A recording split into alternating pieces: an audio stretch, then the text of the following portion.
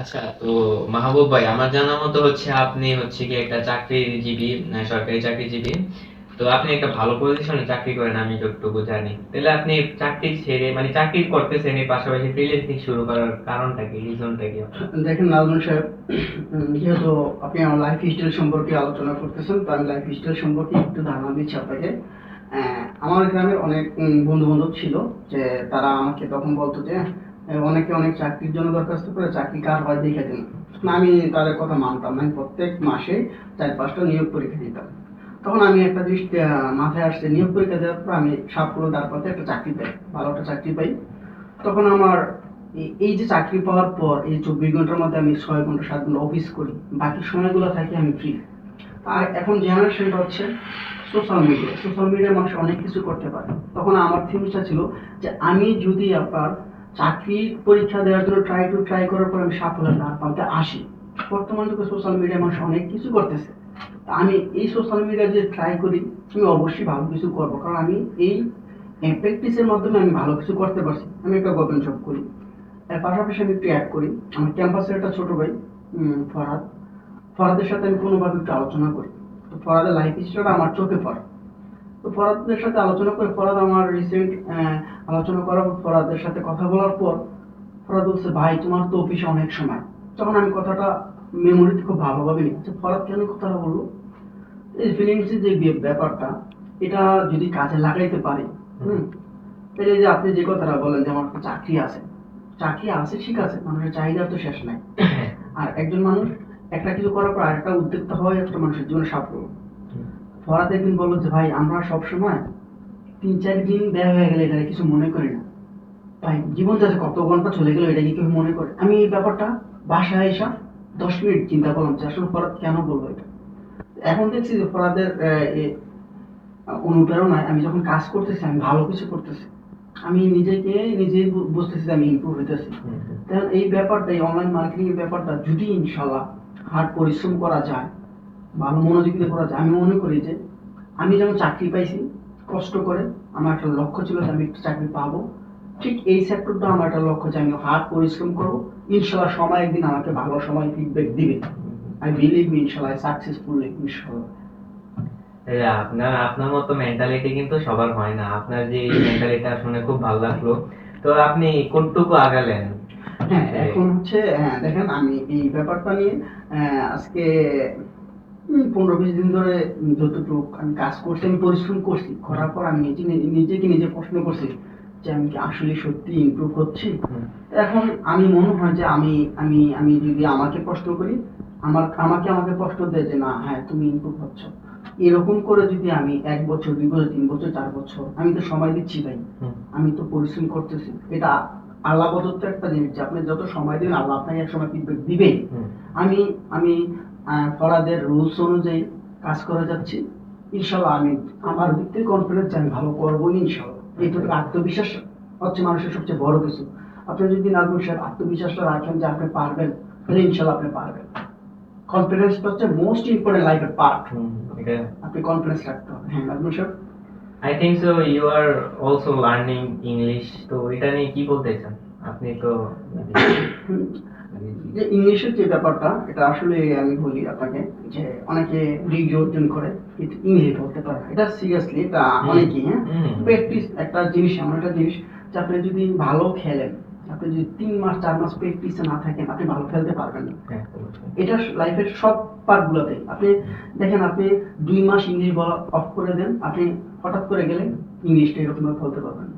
তখন ফরাদ আমাকে কি বললো যে ভাই, তুমি একটু ইংলিশে কথা বলো, তুমি যেহেতু পড়াশোনা করছো ইংলিশ ট্রাই করো। তখন আমি নিজেকে অনেক লজ্জাবোধ ফিল করতেছি যে আসলে পড়া তো আমার ছোট ভাই, আমি ইংলিশটা কিভাবে করবো। আমি সর্বোচ্চ 2 সপ্তাহ নিজে নিজে ইংলিশ করার পর আমি এখন ফিডব্যাক ইংলিশ বলতে পারি। না, আমি মোটামুটি ভাবে পাবলিক ফেভারে চলার জন্য যতটুকু ইংলিশ লাগে আমি বলতে পারি। আগে কিন্তু আমি এটা বলতে পারতাম না। এখানে একটা সে হচ্ছে, তখন আমি ট্রাই করি।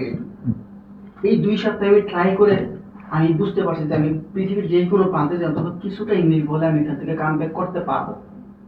এই জন্য মনে হয় যে প্র্যাকটিসটা লাইফের সবচেয়ে বড় পার্ট। এটা শুধু ইংলিশ না, আপনি আপনার অফিস কাজ, আপনার অনলাইন জগৎ কাজ, আপনি প্র্যাকটিস করেন, এটা ফিডব্যাক পাবেন, মাস্ট পাবেন ইনশাল্লাহ। ইনশাল্লাহ, ইনশাল্লাহ। যাক, শুনে ভালো লাগলো। তো আমরা হচ্ছে গিয়ে জানতে চাচ্ছি, আপনি যে ফরহাদ ভাইয়ের কথা বলতেছেন, আচ্ছা। উনি আসলে কি করে? আর ফরহাদের ব্যাপারটা হচ্ছে কি, ফরহাদ হচ্ছে আমার আইকন। হুম। আপনি বলতে পারেন যে ভাই আপনি তো অনেক সিনিয়র, কিন্তু হুম। ফরহাদ আপনার আইকন কেন হবে? দেখেন নাজমুল সাহেব, ব্যাপারটা হচ্ছে আল্লাহ প্রদত্ত কিছু গিফট আছে যে আল্লাহ সবাইকে দেয় না, আর সবাইকে দিতে চাইলেও সবাই নেয় না। ফরহাদ, আমি যতটুকু দেখতেছি যে ফরহাদ একটা সেকেন্ডকে অনেকভাবে মূল্যায়ন করতেছে। কেন করতেছে? সময় নষ্ট করছে। সময় নষ্ট করতেছে না। যে ফরহাদের সাথে এখন কথা বলতে গেল, আমি নিজে ফিল করেছি ফরহাদের টাইম নষ্ট হয়ে যাচ্ছে, আমি নিজে ফিল করতেছি। বাট এখন হচ্ছে ফরহাদের কাছ থেকে আমি দেখে ভাবলাম যে ফরহাদ যদি এই বয়সে এমন একটা উদ্যোগ তৈরি করে, তাহলে আমি কেন পারবো না? আমি আমার লাইফ যদি কখনো পরিবর্তনে, আজকে আপনি সাক্ষী, যদি আল্লাহ করে আমার আইকন ফরহাদ, কারণ ফরহাদের প্রত্যেকটা কথাকে আমি মনে রাখার চেষ্টা করি এবং এই প্রত্যেকটা কথা অনুযায়ী আমি হাঁটার চেষ্টা করি। আপনি একটা কথা মনে রাখবেন, রাস্তা যদি সঠিক হয়, আপনি যদি 5 বছর পরে এই রাস্তায় হাঁটেন, আপনি গন্তব্যে যাবেনই। হ্যাঁ। লাইফের সবচেয়ে বড় কথা হচ্ছে আপনি কোন রুলসে হাঁটতেছেন, সঠিক পথে নাকি উল্টা পথে। যদি আপনি সঠিক পথে একটা বার হাঁটেন, দেখবেন আপনি সাফল্যতার পথে বসছেন। আর ফরহাদের টপিকটা যেহেতু আনছেন, ফরহাদের আলোচনাগুলো এমন ইউনিক যে ওর ইগো নাই, যে ভাই তুমি কি শিখতে চাও, আসো স্পেস দিই, আসো সময় দিই। দেখেন আমি যখন একজন মানুষের কাছে সাপোর্ট না পাবো, তখন কিন্তু আমি উদ্যোক্তা তৈরি হতে পারবো না। ফরহাদ আমাকে সম্পূর্ণ সাপোর্ট দিচ্ছে, মানসিকভাবে, সকল দিক থেকে। তবে আমি মনে করি যে প্রত্যেকটা মানুষ ফরহাদের মতো হয়, তাহলে এই দেশে অনেক বড় বড় সম্পদ তৈরি হবে। এই বয়সে ফরহাদ যা কিছু করছে, কেন করছে, এটা কি একদিনে হয়েছে? ফরহাদ এটাকে নিয়ে অনেক স্ট্রাগল করছে, দিন রাত নাই। এখন হচ্ছে, এখন কিন্তু সাফল্যটা ধার প্রান্তে ইনশাল্লাহ আইসা পড়ছে। আচ্ছা, আচ্ছা। আজকে আমরা ফরহাদের সাথে কাজ করতে পারো, আমি প্রাউড ফিল করছি ফরহাদের মতো লোকের কাছে কাজ করতে পারতেছি। আমি ফরহাদকে, আপনি জানেন, আমি এখন বস বলে ডাকি। কারণ কেন জানেন? কারণ কিছু কিছু মানুষের লাইফে এমন আল্লাহ গিফট দেয় যে মানুষগুলোর তৈরি মানুষ জীবনে কিছু করতে পারে। তো ফরহাদকে এই জন্য ধন্যবাদ দেওয়া, যে অনলাইন মার্কেটিং এ যদি আমরা কিছু করতে পারি, ফরহাদকে অনুসরণ করতে হবে। আচ্ছা, আচ্ছা। ফরহাদকে অনুসরণ করেন, আপনি হোক আমি হয়েছি যে হোক, জাস্ট খালি ফরহাদের কথাগুলো শুনেন আর কাজগুলো করে যান। 1 বছর পরে ফরহাদকে আপনি বলেন যে ফরহাদ ভাই সত্যি আমি অনেক কিছু করতে পারছি। এর জন্য জীবনে সাফল্য অর্জন করতে গেলে ফরহাদের মতো এমন হাজারো ফরহাদ আছে, তাদেরকে অনুসরণ করতে হবে যদি লাইনটা সঠিক হয়। আচ্ছা, আচ্ছা। জি, অনুসরণ। আমরা আসলে সফলতা আমরা দেখি যে সচরাচর যে সফলতা পেতে গেলে হচ্ছে মাঝে অনেক কাটা, অনেক রাস্তার ভেদাভেদ আসে। তো হচ্ছে গিয়ে এর মধ্যে হচ্ছে গিয়ে সোশ্যাল মিডিয়াটা হচ্ছে অনেক বড় একটা প্রবলেম। আমরা পৃথিবীতে 99% মানুষই সোশ্যাল মিডিয়ায় আসক্ত। তো আমি যতটুকু জানি যে আপনিও সোশ্যাল মিডিয়া অনেক বেশি ইউজ করতেন। তো এখন তো মেবি যে আপনি তো বিয়েও করেছেন, আপনার বাচ্চা আছে, আপনার চাকরি করেন, প্লাস পরিবারকে সময় দিচ্ছেন, প্লাস হচ্ছে ফ্রিল্যান্সিং করছেন, একজনের এজেন্সির আন্ডারে কাজ করতেছেন। তো আপনি সোশ্যাল মিডিয়া থেকে কিভাবে বের হয়ে আসলেন, আমাদের কি কিছু বলবেন এই ব্যাপারে? সোশ্যাল মিডিয়াতে আমি অনেক আসক্ত ছিলাম। আমি যদি 5 থেকে 6 ঘন্টা সুযোগ পাইতাম, আমি আদার্স লাইন, টিকটক, ফেসবুক, বিভিন্ন নাটক, বিভিন্ন মুভি, হ্যাঁ। তো এমন আসক্ত আমি হয়েছি যে আমি এটা থেকে সরে আসতে পারতেছি না। যখন আমি একটা সিদ্ধান্ত পেলাম ফরহাদ সাহেবের কাছ থেকে যে সময় কেন আপনি এত অপচয় করছেন, তখন আমি ভাবলাম যে ঠিক আছে, আমি 7 ঘন্টা 8 ঘন্টা সময় অপচয় করতেছি, কেন করব? যখন ওই অনলাইন জগৎ থেকে বেরিয়ে আমি একটা ফ্রিল্যান্সিং যে অবস্থান থেকে আসছি এবং ইংলিশ শেখার জন্য, যে আজকে 2 সপ্তাহ যাবত আমি মনে করতেছি যে আমার লাইফের অনেকগুলো সময় আমি নিজে নষ্ট করে ফেলছি।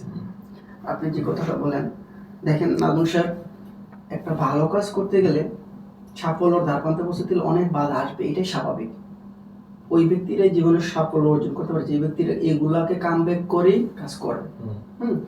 এখন আমি একটা গ্রামের ছেলে, আমার গ্রামে থেকে উঠে এসে জব করাটা খুব ডিফিকাল্ট ছিল। আমি এটাকে চ্যালেঞ্জ হিসাবে নিয়েছি যে আমি জব করব, আমি ভালো একটা পরিবেশে থাকবো, আমি কিছু করব।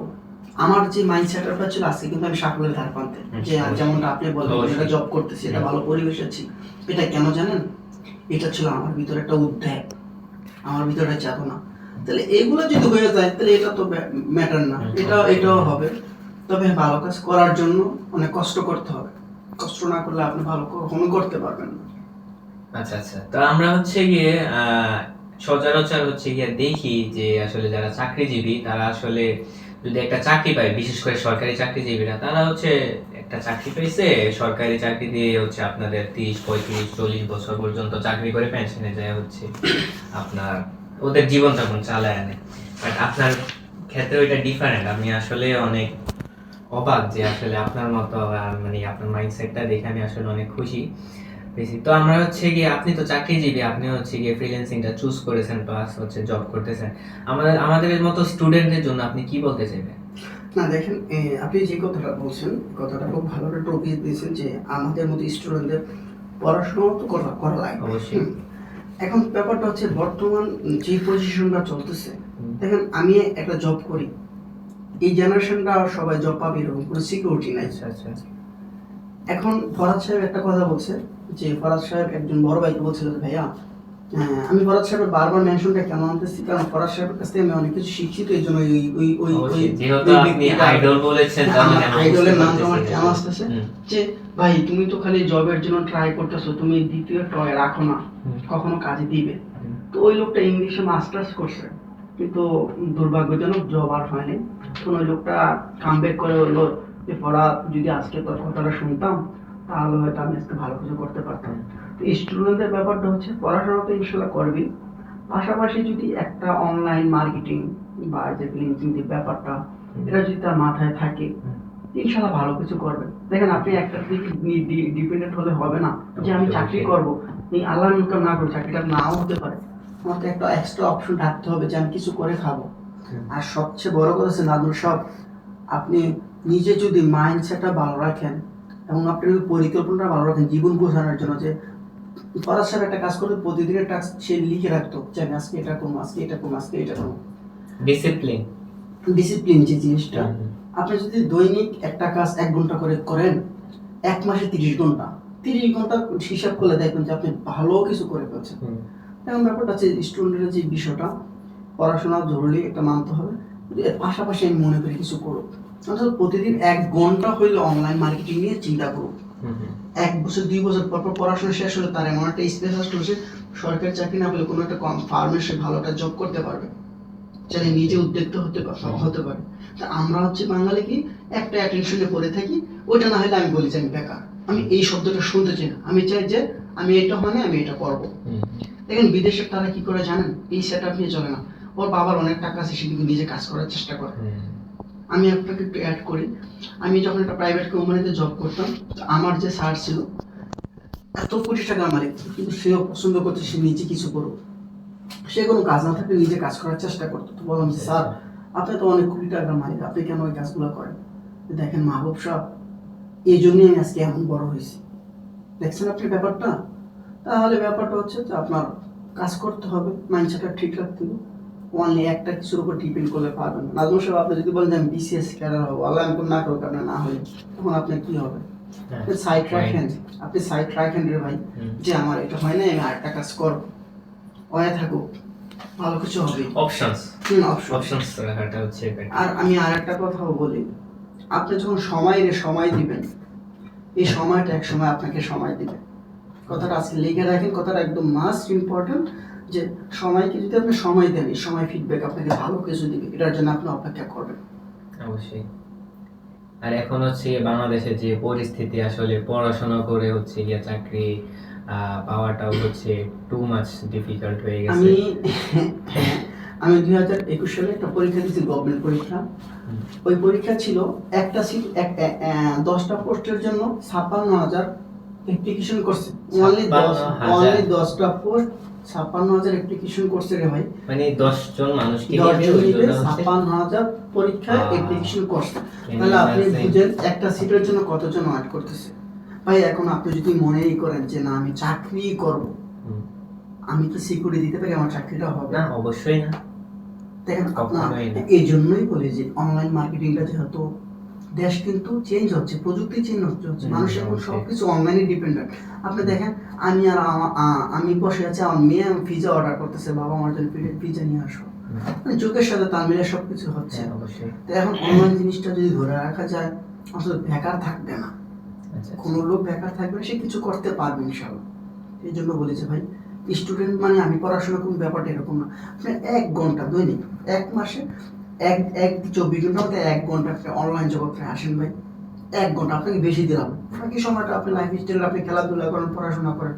এই 1 ঘন্টা করে যদি 5 বছরে আপনি সময় দেন, মাস দিয়ে আপনি যখন ইন্টার অনার্সে পড়বেন, আপনাকে ধরার সুযোগ আর কেউ পাবে না। Right. আমি মনে করি এটা। অবশ্যই অবশ্যই। তো আপনার নাম তো হচ্ছে মোহাম্মদ মাহমুদ আলম। তা আমরা হচ্ছে কি আপনার আইডল ফরহাদ ভাই, হুম। তো ওনার সাথে কিভাবে কন্ট্যাক্ট করতে পারি বা কি আসে বিষয়ে যদি বলতেন।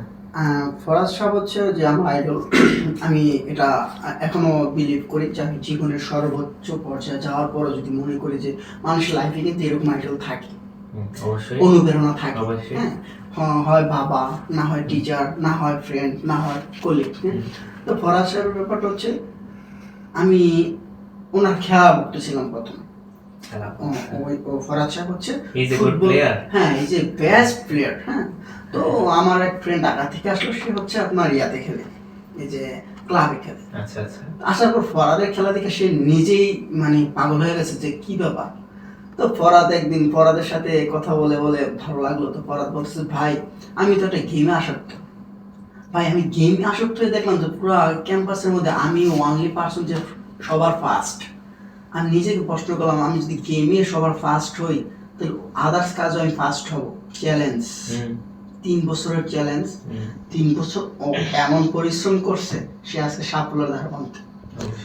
আমি ভাবলাম যে ফরাদ তো আমার অনেক ছোট, তার ভিতরে যদি এমন উদ্যোগী চিন্তা থাকে, আজকে ক্যাম্পাসে প্রত্যেকটা ছেলের ভিতরে যদি এমন উদ্যোগী চিন্তা থাকে, তাহলে ক্যাম্পাসটা এই মনোবস্থায় থাকতো না। ওকে আগে মানার অনেকগুলা কারণ আছে। আমি আমার লাইফ স্টাইলটাকে 1 মাসে চেঞ্জ করছি। যে জিনিসটা আমি এখন ফিল করি, 1 মাসে চেঞ্জ করছি, যা আমার বাকি লাইফে আমি পারিনি। আমি কত সময় নষ্ট করছি না, সব বিশ্বাস করে আমি এখন আফসোস করি যে আল্লাহ আমি কি করলাম, আমি কেন এই ফরাদের সাথে আমার 2 বছর আগে কথা হলো। এই জন্য বলি যে এখনো সময় আছে, যে স্টুডেন্ট যে ব্যাপারটা, ওরা যদি ব্যাপারটাকে, আমি কিন্তু বলি না যে স্টুডেন্ট এটাতে আসক্ত হোক। ভাই 1 ঘন্টা আপনি সময় দেন, লাইফ থেকে 1 ঘন্টা সময় দেন, 5 বছর পরে 1 ঘন্টা আপনার জীবনকে চেঞ্জ করে দেবে। আমি চ্যালেঞ্জ আজকে আপনার সাথে বসে বললাম, লাইফ চেঞ্জ হয়ে যাবে। অনেক অনেক দেখছি যে A+ গোল্ডেন, অনেক কিছু দেখছি। হ্যাঁ ঠিক আছে, ভালো, কিন্তু অনলাইনে আসেন, সময় দেন, এই সময় 5 বছর পর আপনাকে সময় দিবে। আচ্ছা, আমরা হচ্ছে ফ্রিল্যান্সিং করতে গেলে হচ্ছে ফ্যামিলির একটা সাপোর্ট প্রয়োজন। তো এই ক্ষেত্রে যদি সাপোর্ট না থাকে বা থাকার যে ব্যাপারটা, এটা যদি বলতেন আর কি, যে দেখেন আপনি যে কথাটা বলছেন, আমি তো আমার একটা পরিবার আছে, 2টো সন্তান আছে। বিষয় হচ্ছে নেগেটিভ পজিটিভ নিয়ে কিন্তু মানুষের সবকিছু তৈরি হয়। আপনি যখন এই মার্কেটিং জগৎটাকে, ফ্রিল্যান্সিং জগৎটাকে, ফ্যামিলিকে বুঝাতে পারবেন যে বাবা বা আম্মু, আজ থেকে 5 বছর পর ফিউচারটা এরকম হবে, অনলাইন ছাড়া মানুষ কিছু করতে পারে না। এখন অনলাইন হচ্ছে মানুষের সবচেয়ে বড় একটা হাতিয়ার। আপনার ফ্যামিলি চাবে, নাজমুল, হে মাহবুব, তুমি কেন এগুলো করতেছো, তুমি পড়াশোনা করো, তাতে অ্যাটেনশন থাকবে যে আমার ছেলে তো পড়া, আমার ছেলে এটা নিয়ে দিছে। ভাই আপনি ওদেরকে বুঝে 1 ঘন্টা সময় নেন, যাবো আমি 5টা থেকে 6টা 1 ঘন্টা আমি এই অনলাইনে করবো, তোমার এটা নিয়ে কিছু বলবো না, এটার ফিউচার এইভাবে বোঝাতে হবে। না বুঝে যদি হুটহাট করে বলেন যে এটাই সব কিছু, তাহলে ফ্যামিলি আপনাকে এটা সুযোগ দিবে না। আপনি তাদেরকে কনভার্স করে 5 বছর একটা টার্গেট নিয়ে বোঝান যে আমি এই 1 ঘন্টা করে সময় দিয়ে 5 বছর পরে আমি তোমাদেরকে একটা ভালো রেজাল্ট দেবো। ইভেন পড়াশোনার রেজাল্টও দিব। আমি যে 1 ঘন্টা সময় দিচ্ছি, 1 ঘন্টার সময় 5 বছর পরে তোমরা আমার কাছ থেকে পাবা। তখন ফ্যামিলি আপনাদের একটা আস্থা আসবে। ফ্যামিলিকে এভাবে বোঝাতে হবে। আপনি হুটহাট করে বললে হবে না, কারণ ফ্যামিলি চায় আমাদের ভালো। আর আমার বাবা মা যারা আছে, তারা হচ্ছে যে লাইফটা লিড করছে, তারা এই সম্পর্কে বেশি একটা বোঝে না। তারা মনে করে যে আমরা অন্য কিছুতে আসক্ত না, ব্যাপারটা আপনি প্রেজেন্ট করেন, ভালো করে। ফ্যামিলি বুঝতে পারলে আপনি মানসিকভাবে সাপোর্ট পাবেন, ফ্যামিলি থেকে সাপোর্ট পাবেন। আর সবচেয়ে বড় কথা হচ্ছে নাজমুল সাহেব, ফ্যামিলি যদি আপনাকে সাপোর্ট না করে, আপনি কিছু করতে পারবেন না। কেননা কারণ ওই ফ্যামিলি আপনার পাশে থাকলে আপনি সব পারবেন। তবে ফ্যামিলিকে বুঝায় করতে হবে ব্যাপারটা, আমি মনে করি। তো আপনাকে অনেক অনেক ধন্যবাদ এত বড় একটা স্পিচ দেওয়ার জন্য। অনেক মোটিভেটেড হলাম এবং আশা করি আপনারাও সবাই মোটিভেটেড হয়েছেন। আমরা আমাদের এই নতুন চ্যানেলে আপনারা সাপোর্ট করবেন, সাবস্ক্রাইব এবং লাইক এবং শেয়ার করে দিবেন। আমরা এমনই ভিডিও নিয়ে আসবো পরবর্তীতে, যাতে আরো সফল সফল মানুষদেরকে নিয়ে আসবো। তো অবশ্যই আমাদের পাশে থাকবে, আমাদেরকে সাপোর্ট করবেন। আল্লাহ হাফেজ।